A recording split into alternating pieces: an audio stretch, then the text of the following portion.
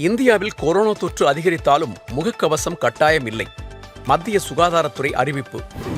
எடப்பாடி பழனிசாமிக்கு பதில் சொல்லி தனது தரத்தை தாழ்த்திக் கொள்ள விரும்பவில்லை. டெல்லி பயணம் தொடர்பான விமர்சனத்திற்கு முதலமைச்சர் ஸ்டாலின் பதிலடி. தாவேக பெண் நிர்வாகியை போலீசார் பூட்ஸ் காலால் எட்டி உதைத்ததாக எழுந்த புகார்.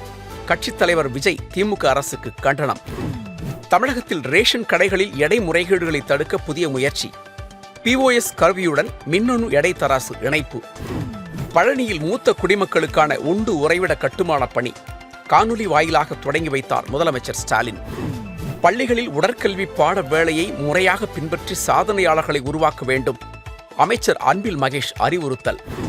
பாகிஸ்தானுக்கு உளவு பார்த்ததாக கைது செய்யப்பட்ட CRPF வீரர். பகல்காம் தாக்குதல் சம்பவத்துடன் தொடர்பு இருக்கிறதா என தேசிய புலனாய்வு பிரிவு அதிகாரிகள் தீவிர விசாரணை.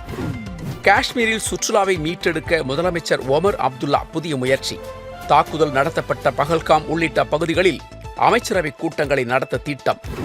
கேரளாவின் பல்வேறு பகுதிகளில் பெய்யும் கனமழை எதிரொலி. தமிழகம் உள்ளிட்ட மாநிலங்களுக்கான ரயில் போக்குவரத்து கடும் பாதிப்பு.